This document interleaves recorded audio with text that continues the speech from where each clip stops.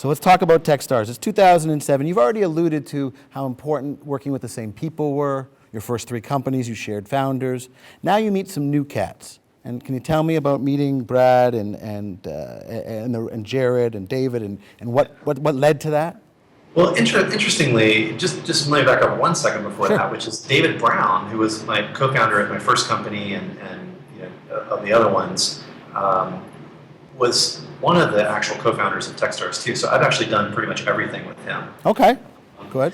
He has been a silent sort of money investor and is still employed by one of our past companies. But he and I were sort of the original nugget, and the idea was, look, there's mentorship is a scarce resource. Look how much money we left on the table. Look how many dumb mistakes we made. Look how much quicker we could have built these companies if we had people around us that were willing to put a little bit of money in, but share their experience.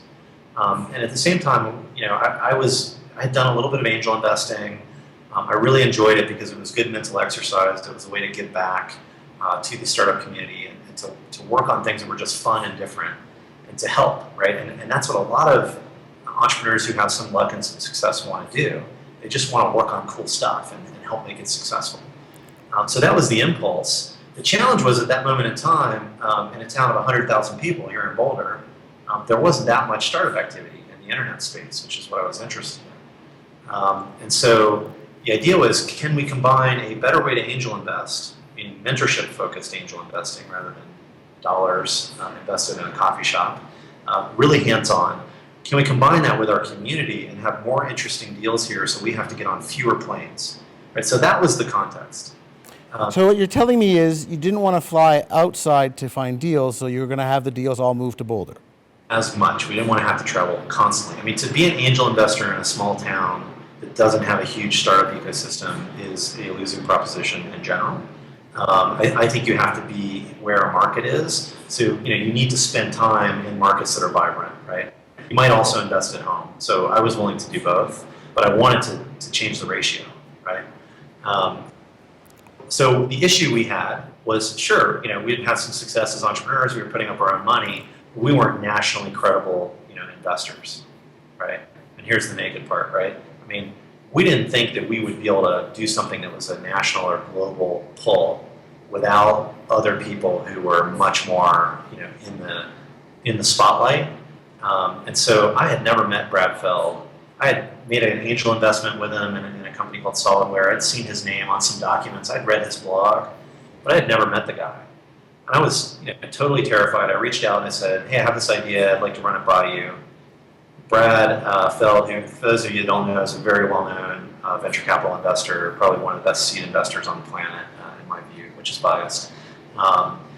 He was a guy that I thought, if we can get him involved in this thing, it'll give us a new level of credibility and awareness nationally to attract people to Boulder. So I got on his schedule and I met with him on what he calls a random day, which is a practice that I do now. 15-minute meetings all day long with anybody who wants to come talk to you. I don't care what you want to talk about. I was one of those people for him. It took me 3.5 months to get that meeting. I had a 15-minute meeting where I pitched this idea, and 10 minutes in, he said, okay, I'll invest. Right? And so that was how I met Brad in that context.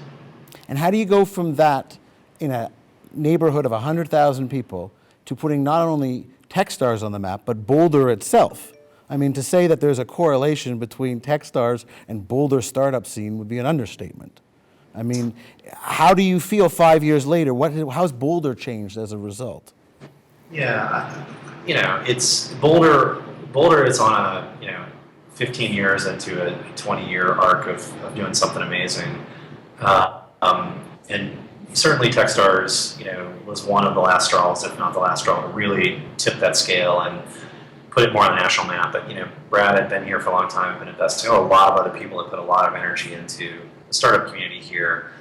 And it reminds me of the story of WordPress. Matt Mullenweg always tells it, right? It's an overnight success that took like 12 years, right? Absolutely. Same is true in Boulder, right? I mean, so we're just a part of it, and this community is awesome. But it feels amazing, right? Because if you, out this window, with a rock, I can probably hit 40 startups, right, from my window if I wanted to do it. Do you do that often? Do you often throw rocks at people in the street? With some of them, but I've never actually done it. But it is like up and down Pearl Street, which is a block from here.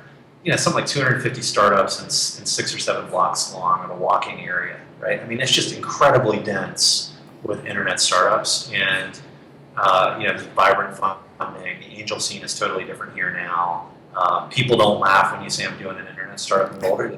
Yeah, I get it, and that feels amazing to have been a part of this community that has really. But your ripple effect has happened to be much larger than just Boulder. I mean, to say that you were the leader or one of the first to come up with the idea of the cohort, the startup school, to see the trend that the cost to launch products was going from 5 million to 500,000 to 50,000, to do that sort of thing, you guys were really ahead of the curve.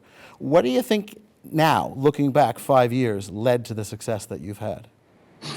Obviously, doing it early and doing it with quality, right? I mean, we were able to stake out a position that, we were delivering quality product. We were bringing the top 1% of mentors to bear for these startups. We were getting them super engaged. We were getting a whole community behind them.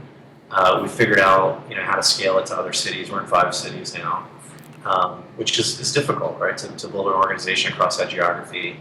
And now the model of accelerators is known around the world. There are something like 700 of them now. We even have one on the campus of Ryerson University. And I think it's awesome. Yeah. I mean, because the idea is they're either investing money or time, and they're aggregating mentors to actually help these companies, and they're valuing that mentorship and network that they bring. And I think it's a net positive, right? People talk about the accelerator bubble. Whatever, we're talking about a lot of people that are consciously thinking about high growth startups that are giving their time and energy from experienced entrepreneurs rather than sailing around on a yacht and hanging out, in Hawaii.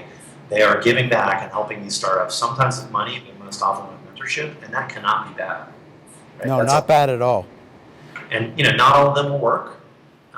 We've been a big proponent. We were one of the founding members of something called the Global Accelerator Network. We've tried to help a lot of other programs get off the ground. Our view is, if it's good for entrepreneurs, we do it. I don't care if that means we're creating or helping our competitors. Right? So let me ask you this. How do you choose one of these cities? Why did you choose New York? Why did you choose London? What's the common theme?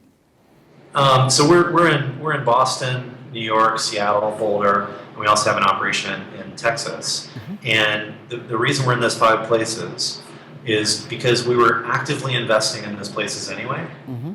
They're places that we view as good investment communities, but they actually are not as warped as Silicon Valley. So we're not in Silicon Valley by choice. There's great entrepreneurs there, there's great investors there. There's obviously a great deal of competition on both fronts. Prices are very inflated, right, for the value that the startups actually achieve. Absolutely. Early. And in secondary markets, when you're in the best ones and you're getting the top of those markets, that's our investment thesis. We believe that we can build just as interesting a company for a better price as investors, and we can, actually be differentiated in the communities we're in.